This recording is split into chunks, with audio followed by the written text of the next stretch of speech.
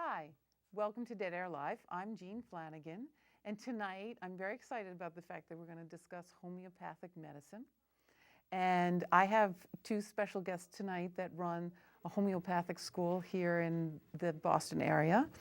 And so my first guest is Begabati. I've been practicing, but Begabati Lenahan, and she's the director of the school, and Paris Gums, who's the co-director of the school. And I want to thank you guys for coming tonight. You're welcome. And this is going to be fun because we're going to find out about homeopathic medicine, which I use a little bit of.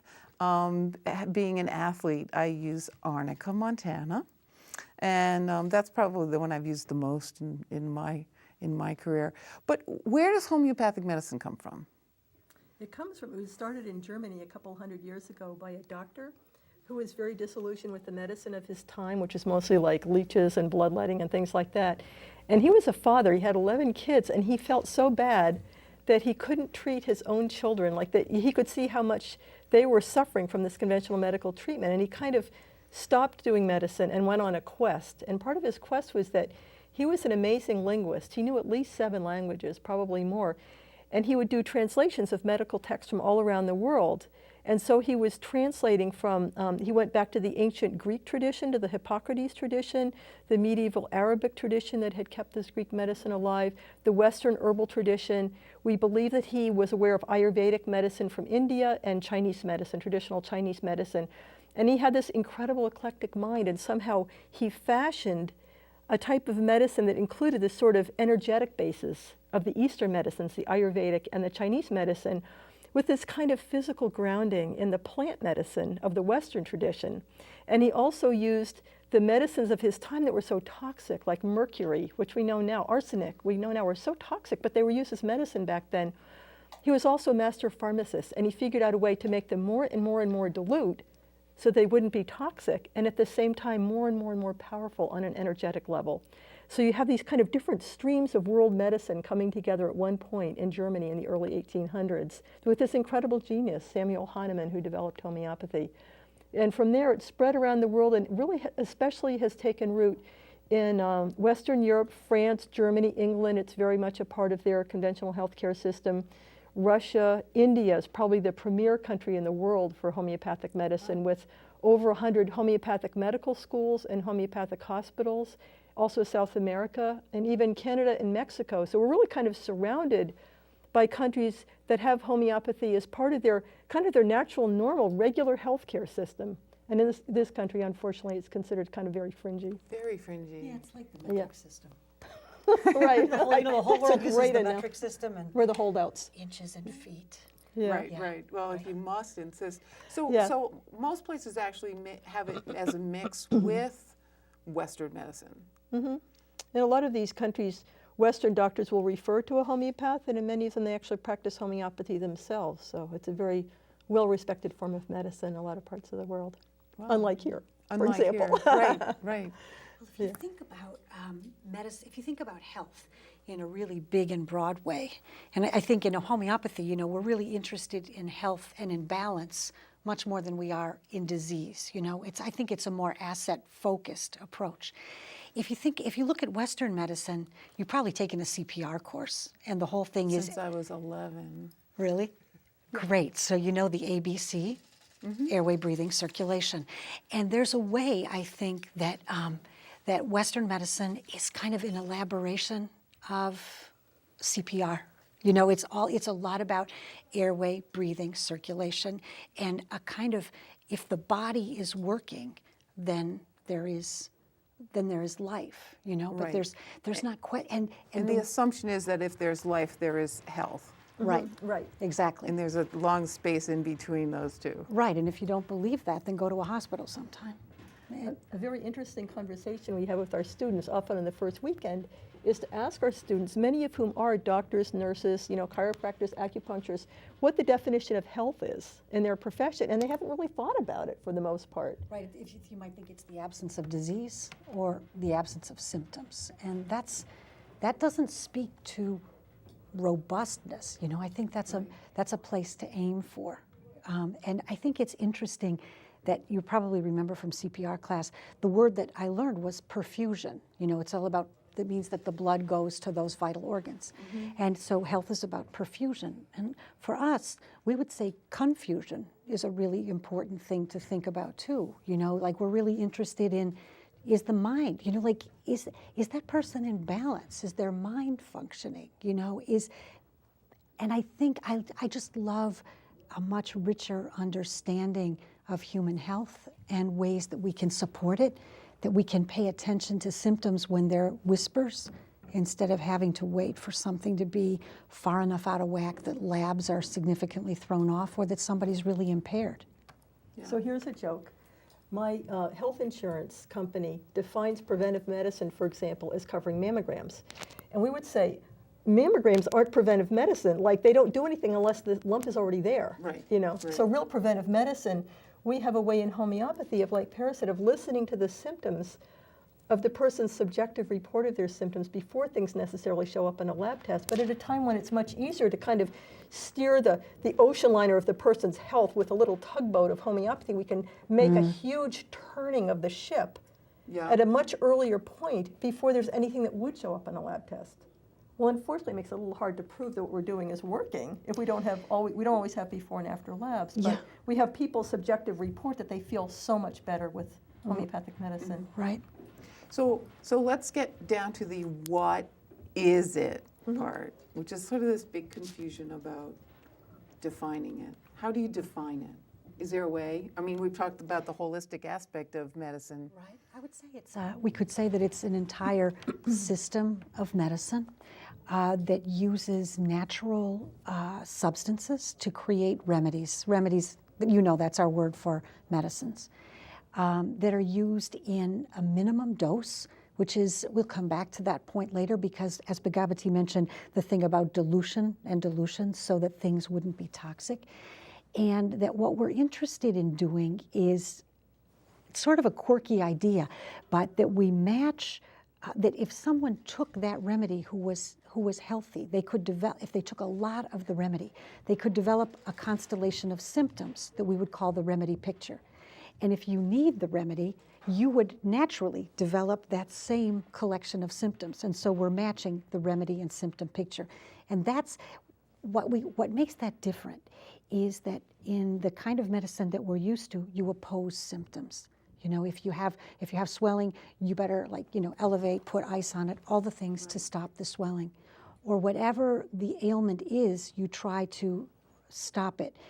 And in homeopathy, it's much more like if there's a runaway train, you know, you're just going to parallel the train until you can influence it and bring things back around. And what that is with the remedy is we deliver a message to the vital force. One of the things that Hahnemann reminds us about is a commonly held idea in the time that everyone has a vital force. That's that animating principle. If you've ever been with a being who's alive and then who passes, you know that there's a huge change there. And that vitality is the thing that, it's not just an immune system. You know, it's not just the ability to do homeostasis. You know, it's the coordinating thing that keeps you alive. And Hahnemann said it's the thing that helps you do what you came into this life to do. So that organizing principle is what does the healing. We just send the message. So that's like the Chinese Qi. Exactly. I mean, it would be the same because I know, you know, through Tai Chi and Qigong and all those, we hear about the whole Eastern philosophy of Qi more than we do, as that there's a European. I say that loosely, but more of the Western version of it, which has been. Yeah. So I have a story about that. My father is a doctor. He's a vascular surgeon. He's 80 now. He's still practicing. And he kind of struggles to understand what I'm doing with my life. So I was trying to explain to him this concept of the vital force or the healing energy, and Dad really thought about it. And then he said, you know, I could have two different 75-year-old ladies with a diabetic ulcer. And let's say that one woman is a widow, her kids live far away, she doesn't belong to a church or other social group, she's very isolated, doesn't really have any activity, she's pretty depressed. I can take another 75-year-old woman with the exact same size of diabetic ulcer, whose family is around her, very involved in her church or other social activities. She may be quilting or gardening. Her life is very full. he said, the first woman will not get better and the second one will. And I said, Dad, you understand what I'm talking about. I said, did they teach you that in medical school? He said, no, but every doctor who's been in practice as long as I have has seen this, and we know it. And I said, do you have a word for what you just described to me? He said, no, but we know that it's there. I said, that's what the healing energy or the vital force is. That's a great Yeah. description. Well, Chris, in the United States, they have to go and do studies. So I read a study, I don't know, a couple of years ago that was about men live longer that have wives and dogs. I mean, it was a pretty straightforward study. There's a joke in there, I'm sure. We don't even want to ask which was the determining factor there.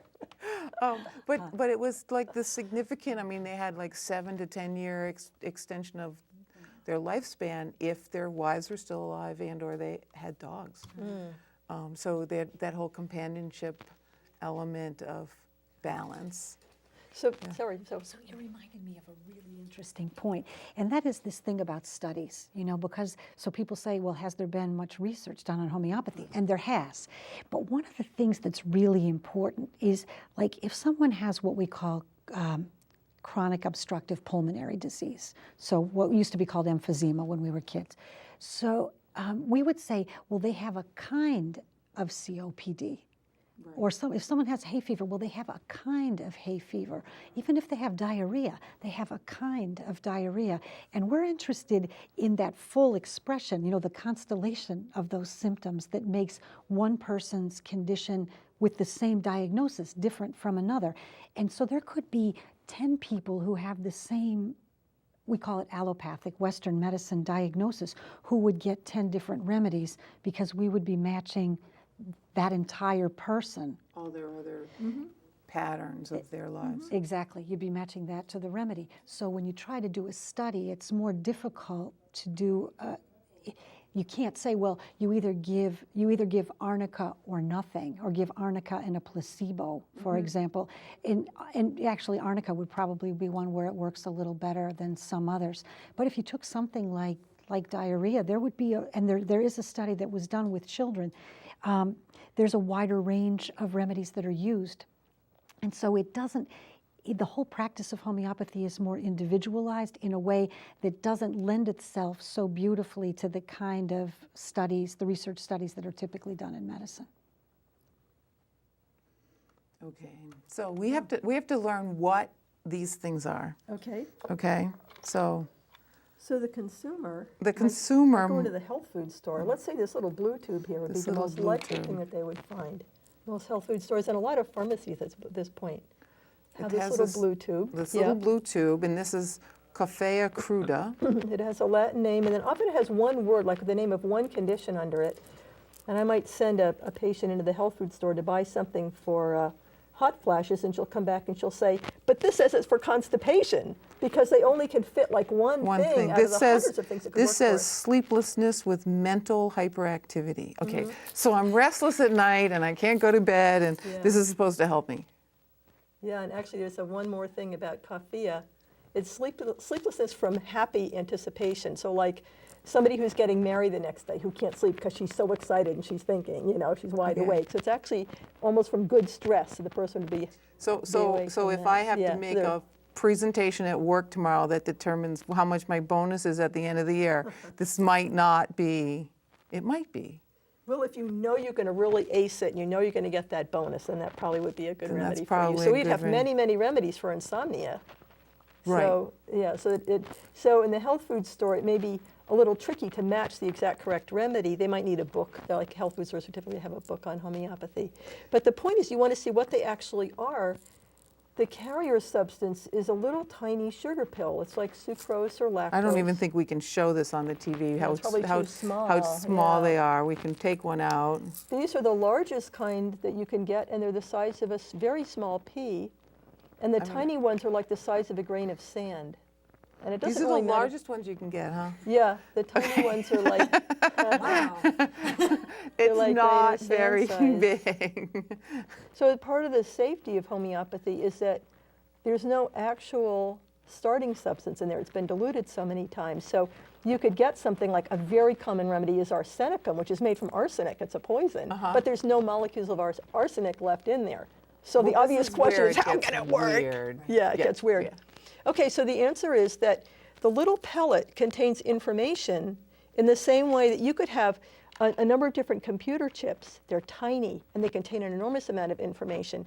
And if you were to do a chemical analysis, they're all chemically identical, but they contain different information. This is not substance-based medicine. This is information-based medicine. It's energy-based and information-based. The energy comes from what we call succussions, part of the process of making it. Things get succussed or whacked. But you're putting kinetic energy is being added into the system with every succussion. So these little things actually contain a lot of energy. And people often feel that energy when they take it. They feel energized. It's a very common thing people report. Right. And you And assume then- it's because it's in a sugar pill. I mean, that's But it's such a tiny amount. Such a And tiny amount. if people, I should just say, some people who are, say, lactose intolerant or they don't want sugar, you could take that tiny pellet and dissolve it into a half a cup of water and take a teaspoon, and the amount of sugar would be really, really inconsequential. Not enough to cause any kind of hyperactivity for a child or anything like that. right. But these little pellets contain information. And here's another analogy that might make sense. Think about snowflakes and think about, chemically, they're all H2O. They're just simple water molecules. But there are millions and millions of different patterns of snowflakes. And if you imagine that each pattern contained information about, here's how we're going to heal your diarrhea, or here's how we're going to heal your constipation, or here's how we're going to heal your hot flashes, or whatever, they all contain all this information. So all of that is stored in these tiny little sugar pellets that people can get from the health food store. Yeah. I know it sounds unbelievable. One of the things that we talk about at school is like, so what are ways to understand it? I think that, you know, the chi that you were talking about, that vitality, it really knows what's healthy. I mean, it knows how your spine is to be aligned. It knows what health is. It knows how to grow fingernails. It knows how to be hungry. It knows how to digest. And sometimes we get into funny habits, maybe because of fear or anxiety or whatever, or a bad experience, like even a physical trauma, and we start to hold, let's say you start to hold your shoulder the wrong way just because it hurt for a while and that made it stop hurting and you got used to that. And the remedy would be like a mirror to your vital force. And it would like show your vital force that your shoulder is way up there. And your vital force would be like, well, that's not normal. And there's a way that I think that the remedy reflects, it can show a kind of imbalance. So the vital force gets the message. It's like, oh, that's not health, this is health. And it comes back into alignment. So the thing is that these remedies are balancers. You know, homeopathy is a balancing modality. And that's one of the things that makes it so safe. Maybe I could add something to that. This is a really simple example of what you were saying about how the body knows, it has its healing wisdom, it knows what it wants, and the remedies help it to find balance. I'm going to mention a couple of remedies people could easily get in a health food store. One of them is called Calcarea phosphorica. We'll abbreviate it CalcPhos, CalcPhos. Okay. They could get it in a 6X, which is a tissue salt potency. And You need to adjust your necklace. Just keep talking. We'll do it in a moment. Microphone, sorry. We'll do Okay. it in a moment. okay, anyway, so this is something that will, if somebody has osteoporosis, it teaches the body how to take calcium and deposit in the bones. There's a companion one called CalcFluor, F-L-U-O-R, which teaches the body how to dissolve calcium like in a heel spur, a bone spur, where it's not Right, supposed to where it's be. not supposed to be. Here's the question. How does the body know? Why doesn't the CalcFluor dissolve bones? Why doesn't the need to CalcPhos be- create bone spurs?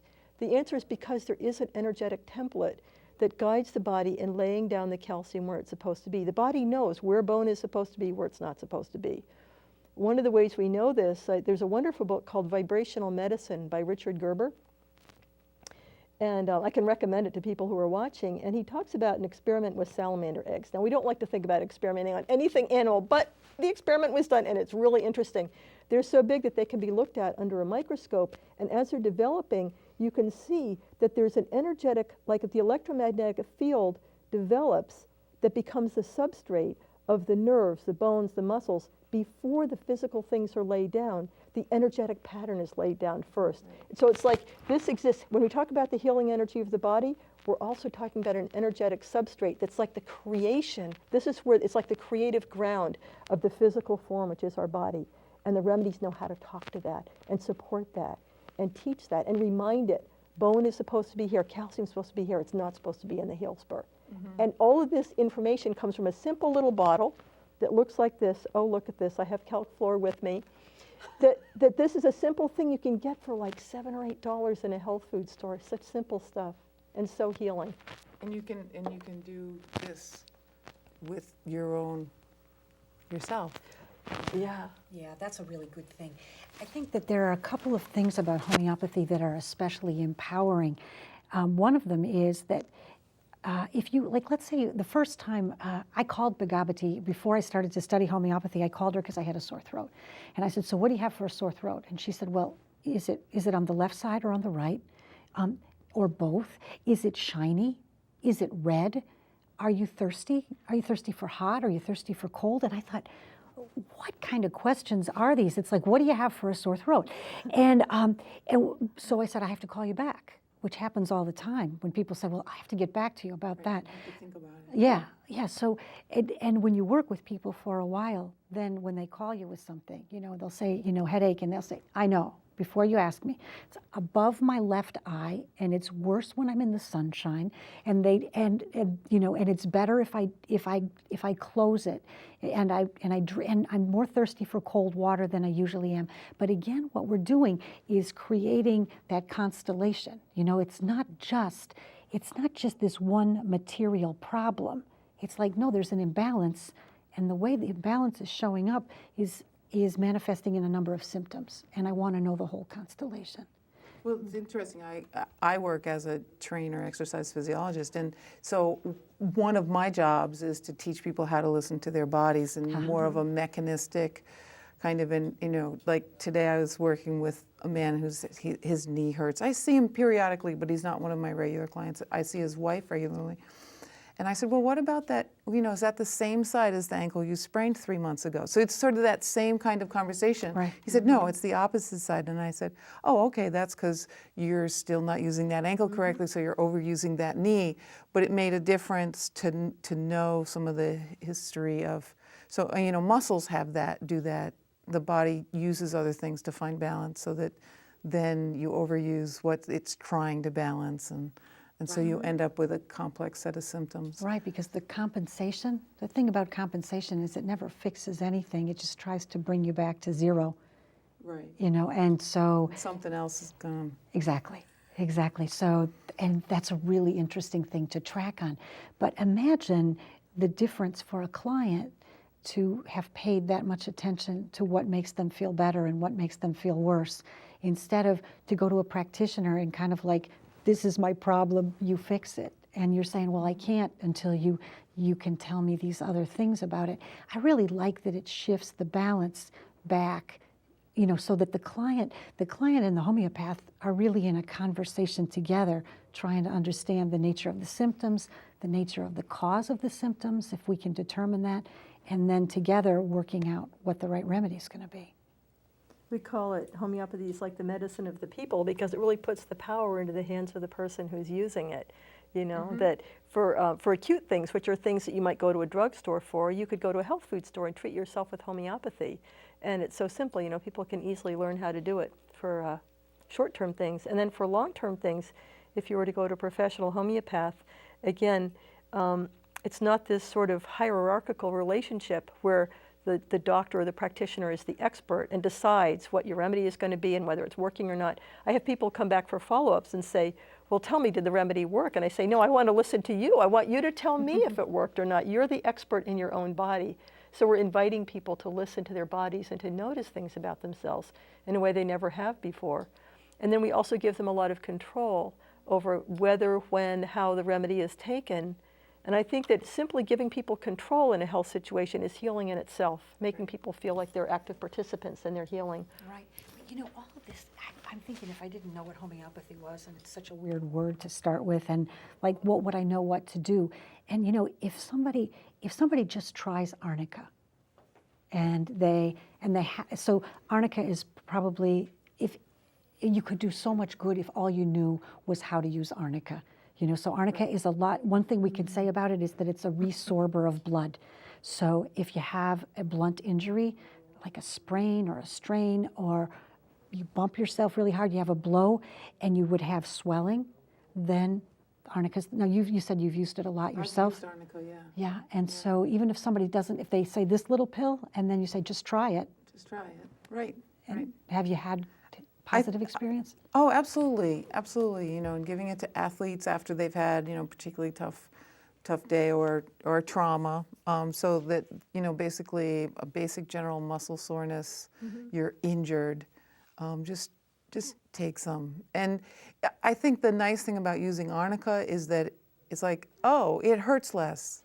There's a pretty straightforward connection Right. to the effect of arnica if it's what you were supposed to use it for, and because it's generally for acute, Right. people like really go, oh, there it is. And and so it makes a difference. And I've used some other stuff where for more extended injuries, it's like, does it hurt more when you rest it, or does it hurt more after you move it? And we used belladonna, and I can't remember the other one that we've used for the reverse of that. But the whole idea, and you talk about, calling up and saying, I have a sore throat, and then I have to get back to you. How long does it take someone, if they call you up and say they have a sore throat, and you give them, you have to give me the list of things, light and dark and cold and heat and water and not water. How long does it, for people to sit there and evaluate their bodies and sort of figure it out and call you back? Do they call you back the next day, or does it take them a couple of days to? No, if they have a sore throat, they're getting back fast, and the questions are finite. It's not an endless number of questions. I know Bhagavati brought some books, and they really do give you some guidelines. Like, the constellations. I know I keep coming back to it, but it's such a good metaphor. The constellation Orion, how it has the belt, the three stars in a line.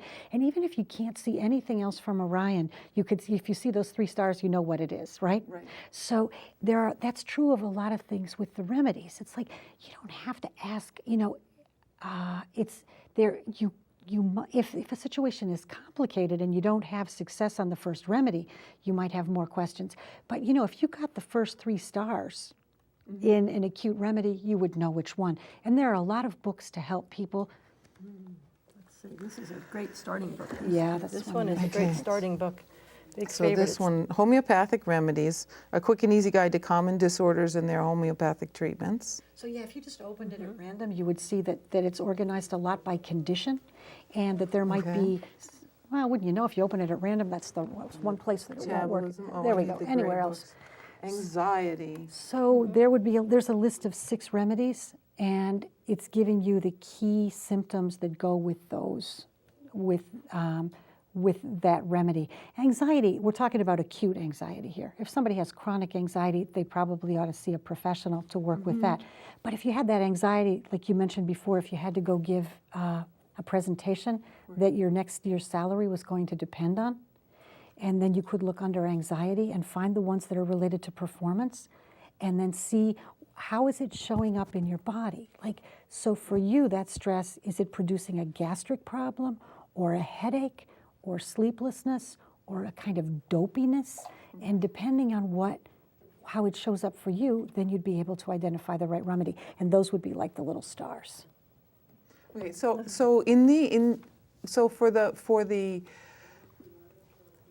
for the lay person, having a book and then just taking it, it's really about sort of acute issues that you can just go in and say, okay, here's my little collection of symptoms, and I think I need to try this, which is basically, I started using arnica after we got a sports medicine homeopathy book, which basically, it was amazing. It said, okay, arnica. The first 50 pages. Everything. Right. Pulled muscles, sore muscles from overtraining. You run a lot of hills. Your quads are really Right. hurting. You I take mean, arnica. it was just amazing that it was just like, You get a ball in the eye. You have a black eye. That would be arnica. right. Yeah. And then there were a couple of others, but it really sort of said, okay, this is the core of muscle stuff. Yeah. Is the arnica. And then I've used a little bit of it for some allergies, which was basically, nasal symptoms, and is it a runny nose, is it a dry nose? You know, and I sort of evaluated that, and I took some, and I was like, it's hardly noticeable, except you realize that you're not noticing. Exactly, but when the problem goes away, you know, when you Right. return to what's normal for you, it's really hard to track on that. All of a sudden, you just notice that you're feeling better. Okay. Emotional healing. Emotional healing with homeopathy. That's a great book. Yeah, it's really interesting. A lot of people don't realize that it can be used for this wonderful range of depression, anxiety, and so forth. For example, there's a remedy, aconite, which you might know is an acute remedy for like somebody running around getting sweaty and cold and getting a cold wind on them. They might get really sick from that. Well, that's an acute use of aconite. But it's also a wonderful remedy for fright. A typical example would be somebody who is almost in a car accident and they're just shaking with fear because they almost got mashed by a big truck or something. And so they had this fear like they almost died, they're totally terrified. Aconite would really help to kind of pull them together. And then, so people would react to a fright in one particular way, this kind of hyper alert way with aconite. There's another remedy, gelsemium, which would also be used for fear or anxiety. And gelsemium is when people react in a different way. They become, it's like when you get the flu and you feel like a truck ran over you. So like all your energy is drained out. You feel very tired, kind of dopey, droopy, dizzy, drowsy, like you can't even open your eyes. So that would be more of a gelsemium way of reacting to an anxiety or fright, something like that. So this book, The Emotional Healing in Homeopathy, explains that. And I wanted to also show this one. I like this for people to have at home because for each of the acute conditions, it says, when is it not safe to treat it at home? And especially when you have kids, it's so important, like how high can a fever go before you really have to take the child to the doctor or the ER? Like, what are the symptoms that would kind of cue you that you really shouldn't be trying to treat this at home? And I think if people have that information, then they feel safer. Right. When those are not in place. They feel like it really is okay to try treating their child or themselves at home. Because people often feel like they have to, because you can't tell the doctor you're doing these things. Unless you're lucky and you have a doctor who's supportive, and there are right, increasingly number of doctors who do. And that's true, except that a lot of people won't even tell their doctor to find out whether their doctor's supportive. Right, yeah. So there's this whole double bind of well, maybe my doctor, but how do you go about telling your doctor and asking your doctor and finding out if they're supportive? Right. So a book that tells you, no, stop, go to the doctor. You're too far out for the tugboat to get you back on track. Yeah. Yeah, I think it's a really good thing to realize it's not an either or. You don't have to say I'm going to do, I'm only going to take aspirin and things that the doctor prescribes, or I'm only going to treat homeopathically. Some conditions are really are very well treated by, like if you break your leg and you need to have it reset, if you have your finger cut off, you need to go to the ER. We have a lot of remedies that help with things like there's actually one called symphytum that when as an herb it was called bone knit. So it is something that facilitates the healing of a bone. And there would be things we would have for nerve pain, but those are acute traumas that need to be treated in an ER. So you go to the hospital for that. But I think it's a matter of gathering some experience and having some good guidance to figure out when you need to do what and how you can treat yourself comfortably and safely. Let's go back historically, because now we're talking about the actual remedies set to the actual symptomology, because we know it's not one symptom. Okay, so it's the whole package. How did he sort that out? What a great question. You should answer that. We have something called provings in homeopathy, and that actually started with Hahnemann, the founder of homeopathy. How did he even stumble across this idea? He was translating a book by an herbalist called Cullen, and he read that Cullen wrote that that quinine would cure malaria because it was bitter and astringent. And he said, but wait a minute, there are many bitter and astringent herbs that will not work for malaria. What is it about quinine? And so he decided to experiment and take it. And he found that when he took it, he developed the symptoms of malaria. And that was like when the big light bulb went off over his head, like the like cures like, the law of similars. So he began to make much more of a kind of a scientific study out of it, and he gathered a group of people. Honestly, he used his family a lot. You know, remember the 11 kids, right? They were the first guinea pigs. And then his students. And he would have healthy people take these very, very dilute medicines and keep journals. And then they would kind of compile the journals and see what are some sort of the common symptoms or the common themes. Maybe a remedy that can produce these symptoms in healthy people would cure the same symptoms in people who are ill. And that's our basic way of testing homeopathic medicines. We test them on healthy people. Wow. Yeah. So how many are there? How many homeopathic remedies Several are there? thousand at this point, Wow.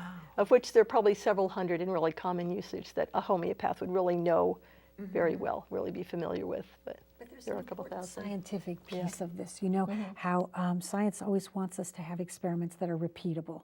So at our school, every student who would like to takes part in a proving. So one of the faculty members selects the remedy and doesn't tell the faculty member who is the administrator of the proving.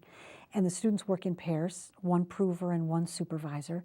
They begin by keeping a diary of what's normal for them. They're where they sweat and what time of day they have a lot of energy, the foods that they're drawn to, what their mood tends to be through the day, all kinds of things like that. And we give them guidance around that. Then they start taking the remedy and they notice what changes. And the supervisor works with them to elicit more detail. But the thing that's important is that provings do show consistently a very large how do you say this? The same kinds of symptoms continue to show up repeatedly in provings. So it's like the coffea cruda, for example, and the Bhagavati Harsha described, insomnia from a happy event, a kind of restlessness. So people who take that remedy, we would expect them to develop a kind of restlessness, an inability to sleep at night. Their mind would be active. They wouldn't be thinking morose things, but they would have a really active mind that would keep them awake. And so that would be consistent with what we know the remedy does. So this idea that provings can be repeated and that information can show itself up again, it's totally like, people will say, well, homeopathy is not science. It's like, excuse me, but it is. And here's a chance for you to participate in an experiment. Right, because it's repeatable, and it's repeatable over several hundred years. Exactly. But there's not a set, like, these are the remedies of homeopathic medicine. They're the old favorites, and there are new ones always being discovered. They're new. That's amazing that there are new ones being discovered. Yeah, but the word zeitgeist, the spirit of the times, I think it only makes sense. Like, the planet Uranus was discovered around the time of Carl Jung, and so the planet that represents the collective unconscious is found in the sky at the time that Jung is writing about the collective unconscious. And I think it's kind of like that with the remedies. They come to our awareness at a time when we need them. It's optimistic. I think it's, but I think it's lovely. Yeah. Let's see what we have. This interests me. This book. I mean, we keep going on about homeopathic medicine, which we assume is medicine, so it's for people. And here's it's for dogs and cats. And it works so well. I brought that partly to show that how could it possibly be placebo? I mean, the dogs and cats don't know that we're giving them the remedy. How do we find out what remedy they need? Oh, we observe them the same way that we would, like if you were treating a small child, you'd have to observe them. Including, you can observe their behavior, their mood. I mean, owners who are really in touch with their animals can say, my dog is really sulky or really pouting, or my dog's acting out. My dog seems to be mad because now I'm at work all day and I'm not around to play with the dog. So the dog's acting out and peeing on the rug or whatever. So you take the mood into account, and then just very specific things. The dog's drinking more than usual. The dog's going through more bowls of water than usual, or eating more or less, or you can tell if the bowel movement changes. So you observe all these things and put them all together. But an owner that's really in tune with the animal, I think, has a very good sense of the personality and how that personality changes when the animal's sick. Yeah.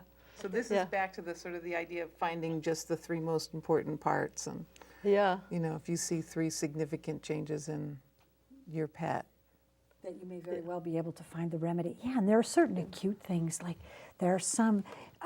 Hannah was really interested in we call them modalities. So the things that make symptoms better or worse. So standing up, sitting down, times of day.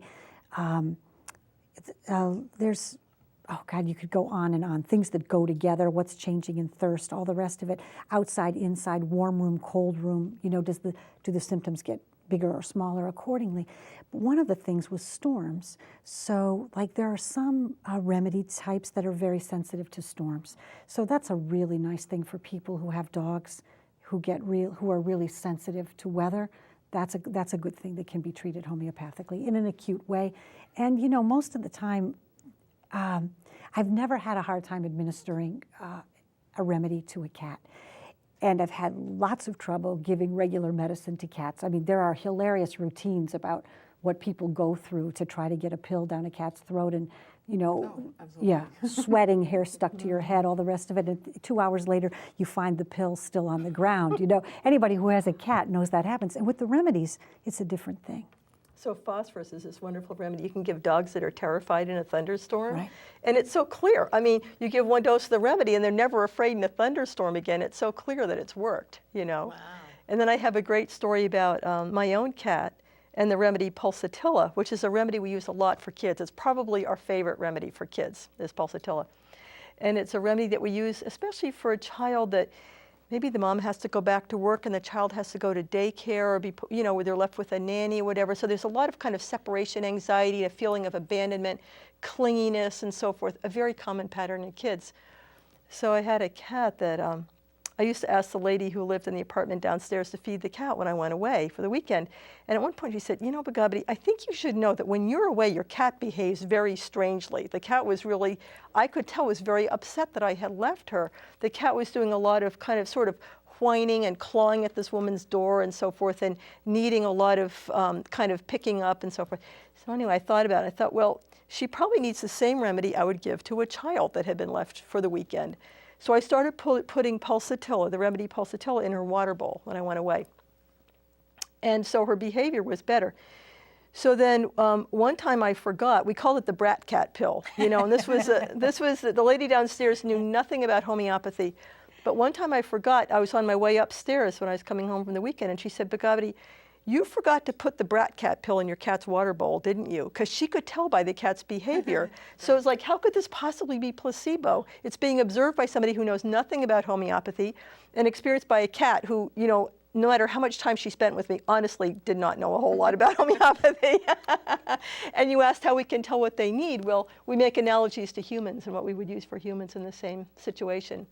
So pulsatilla, I could just mention, this is such a great remedy that moms could get at the health food store that we use for just about any childhood ailment, measles, mumps, chickenpox, ear infections, you know, especially when the child becomes more clingy, more needy, the child that climbs on the mom's lap and wants more hugs and kisses. But if different child, the child could have the same illness but be acting like totally like cranky, irritable, no matter what you give them, they throw it on the floor. That child would get chamomilla, which is the other most common remedy for kids.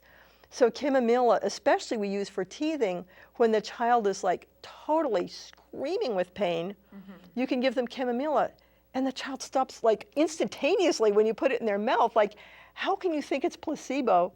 I had one mom. How can moms not know about They this? need to know about it. I had one mom recently who told me that, that her little baby, who's like, the baby's not even 1 year old, is really an infant. She's bought chamomilla for her baby that's teething. And she said, when the child is screaming with pain, as soon as she gets out the tube, the baby starts like kicking and waving and gets really excited when it sees the remedy tube because it knows that help is on the way and its pain is about to go away. And this is a baby who's not even 1 year old and it knows. I have kids in my practice. I have one 2-year-old. And the mom told me that when this little boy, when he's not feeling well, and when he wakes up he knows he wants a homeopathic remedy, she says, before he's even awake, he'll say, "Gaba tea, gaba tea," and it means he wants a remedy. And then I have 4- and 5-year-olds in my practice. That's your Yeah, name. that's my name. I have 4- and 5-year-olds that actually know the name of their remedy. They'll say, lycopodium, Mom, I need my lycopodium, you know, and then they actually know which remedy they need out of the family remedy cabinet. That's pretty amazing. That is amazing. Which we could mention that kids love taking remedies. They're like little sugar pills. Yeah, let's talk brought- about the rage-free kids, because here's one of the kids. I mean, there must be more Yeah. books about kids and remedies. And there's one, we both tend to give away these books. I didn't have it to bring in, but there's one called Ritalin-Free Kids by the same authors. There's Ritalin-Free Kids, Rage-Free Kids, and then the same authors have written about autism and Asperger's and the autistic spectrum. So this isn't something you could just kind of pick up at the health food store. You'd have to take your child to a professional, but boy, what a great alternative to Ritalin and to putting kids on these, you know, these psychopharm medications at such a young age. That, and one of the things we know is that the FDA has approved these medications for adult use, but they've never really been tested on kids. This is like our children are being treated as guinea pigs in this huge experiment with millions and millions of kids being put on Prozac, being put on, you know, medications that really haven't been tested for kids. So a lot of times, so Prozac free, we see a lot of adults that they'll say, you know what, I'm not as anxious or I'm not as depressed when I'm on my medications, but I also feel kind of numb. I'm not really experiencing emotions the way I used to. I'm not crying in movies the way everybody around me is crying and I don't feel like crying. I'm like a slightly numb or slightly zombie state. Or they'll complain about loss of libido and they'll say, like, what's the point in, like, you know, taking the medication if they're losing some of their joy in life, some of their enthusiasm in life. One So, of the things that happens with something like depression or anxiety is that sometimes people can point to an event that happened where they say, you know what, I haven't been the same since then. And it could be, it could have been a physical trauma, could be a grief, the end of a relationship, could be a happy thing like the birth of a kid. But somebody says, you know, it's like I haven't been myself since then. And in homeopathy, we call it the never well since. And I think it's one of the greatest gifts of homeopathy because it does recognize that there are some things that create an imbalance, a profound imbalance, and people start having all these symptoms.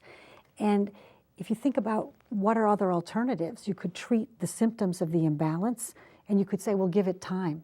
But for us, we actually, the constellation, we actually have some things like ailments from grief, ailments from financial loss, ailments from humiliation or embarrassment or from hearing bad news. Getting a diagnosis of cancer, people start developing symptoms. Even if it was a misdiagnosis, it's like all their healing energy is just leaked out by all the fear in that diagnosis. So the remedy is part of what can restore, what can bring that person to a balance. And that event, and that happens to people. If you say, well, when did your troubles start? And they might give you a date. They got a subpoena on that day, or they had a car accident on that day, and ever since then they haven't had all of their energy. So I like your expression about there being an energy leak. So this is like the way that you can stop the leak and come back to yourself. And we would be interested then in what was the source, what kind of an event was that, what emotional energy did it have, and then how did it show up in your body? Like, did you have insomnia after that? Did you have headaches after that? Did you get a rash? People have all, persistent infection, throat infection that never clears up. And all of those things would be like a kind of stress. So rather than trying to find, quiet those symptoms, it's like, why not correct the balance? And so I love that. Yeah.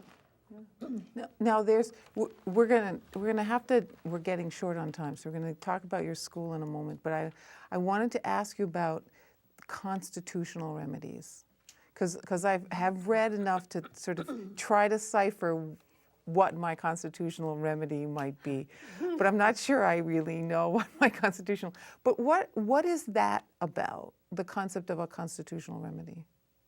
That's the idea that there's a remedy that covers the whole person and not just a specific symptom. So like a remedy you get in the health food store would be more symptomatic relief. And if you go to a professional homeopath, you get one that would cover the totality, your temperament, your nature, your whole life history. And so homeopaths actually use it in a couple of different ways. Some homeopaths, the way we were trained, use it to mean that you're born in a certain way and that you would develop You know, do you tend to be more on the stocky side or have a more willowy build? Do you tend to be very sturdy in your relationship to life, or very, very sensitive and kind of knocked about by life easily? Do you tend to be clairvoyant? I mean, patients love it that we ask them that question. If they're clairvoyant, they can't believe we're even interested in that. Do you tend to run hot? Do you tend to run cold? There's certain inborn things, so that's why we use the word constitution, which is not necessarily a problem. It's like the things about you that are natural for you. Right. But most homeopaths, I think you're using it to mean when you go to professional homeopath, you get a totality remedy, not a symptomatic relief remedy, something that covers the mental, emotional, spiritual, energetic, and physical self, the big picture, all of Orion, not just the belt. Not just the belt. Yeah. So how does a homeopath get trained? What's the training? Well, in India, they have 5-year homeopathic medical schools. Wouldn't that be nice if we had that here? But here, typically, most schools are structured as 1 weekend a month throughout the school year. That's a very common pattern, I think, in the whole country. So in our school, we kind of give people a choice of different programs because we want to serve different needs that people might have. So they could study for 1 year and really get very good at treating themselves, their family, their pets, you know. They could choose to go on for 2 years, and at the end of that point, anybody who already has a healthcare practice, doctor, nurse practitioner, chiropractor, acupuncturist, optometrist, vet, they would be able to identify people in their practice who would benefit from a certain remedy and identify which remedy would be good for them. So that's a very reasonable goal for 2 years of homeopathic study. If somebody wants to really hang out their shingle and say, I am a homeopath, that's all I do, anybody who walks through these doors, I'll treat them with a remedy, that takes a good 4 years of study at the rate of 1 weekend a month. Plus, of course, we give them reading in between and so forth, and projects like the proving that Paris talked about. Right. Yeah. Right. So, Projects. yeah. So this is the Teleosis School of Homeopathy is your school? Yes. Okay. Now, I lived in Boston now for almost 25 years. I don't know that. How long has it been in existence? 5 years here. It was in New York City before that. It was in New York City before for that. 5 years. And where are you located? Well, the office is at my homeopathy office in Porter Square in Cambridge. Our classes meet either at Lesley University in Cambridge or Mass College of Pharmacy in the Longwood Medical area. And we have a nice relationship with them. We're actually sponsored by their complementary medicine program at Mass College of Pharmacy. So we're creating a bit of a bridge to the conventional medical world. There's not much of that going on in Boston.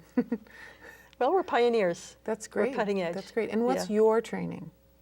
So I actually studied at another school of homeopathy, and then I'm also a registered nurse. I felt that I needed more healthcare training in order to support my practice of homeopathy. And we encourage people to have some healthcare training in addition to our school. So you did homeopathy and then I became a nurse. And then added the nurse. Yeah, to support my homeopathy practice. So it's a good idea because you really do want to understand a lot of the physical things that go on. And like in skin symptoms, you know, the difference between a vesicle and a pustule and really great stuff like that, you know, you need to expose yourself to that so that you can, because when you're trying to treat a more advanced kind of case, or as Bhagavati described, the constitutional picture, you would need a lot more information, and then you want to be conversant in those things. And I should just say that people don't have to be healthcare practitioners to come to the school. They're welcome to come. Anybody with an interest in homeopathy is very welcome to come. Yeah. And how do they find you? Well, on the probably the simplest thing is our website, teleosisschool.org, and it's TELEOSIS, teleosisschool.org. Okay. And then so we've intrigued our audience about homeopathy. How do you find a practitioner? I'd say there are a couple of ways. One is a credentialed practitioner with the initial CCH, Certified Classical Homeopath. They could just go on the web and they could find somebody near them. They could go on homeopathic.org, which is the National Center for Homeopathy, and that has a directory of all the credentialed homeopaths in the country. So another really good way, I'd say, is just by word of mouth, like asking at a neighborhood health food store where the staff really knows the practitioners in the area, or asking a friend who might go to alternative practitioners. It's not only the knowledge the homeopath has, it's the client really needs to be comfortable with the homeopath. It's like finding a therapist. Like you want to feel comfortable because you'll be telling the person some of your life secrets. You'll be really telling them all about yourself. So you want to find somebody you like, somebody who has a good track record in terms of effectiveness, but also somebody that, you know, your friend or the local health food store staff really feels comfortable with. So word of mouth is actually a good way to do it. Okay, good. Yeah.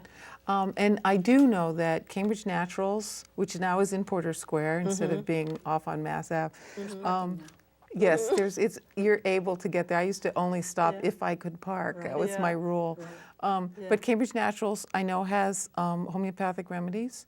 Yes. Whole Foods has homeopathic remedies. CVS now has them. Yeah, a Really? lot of drugstores have homeopathic remedies now. Yep. Oh, good. But of course, we love to support our independent health food stores like Cambridge Naturals. Like Cambridge And they would Naturals. have a much more educated staff. Like they have a very highly educated staff. So Right, who we're can, friends who with can them. reference with that, Right. reference the stuff. Yeah.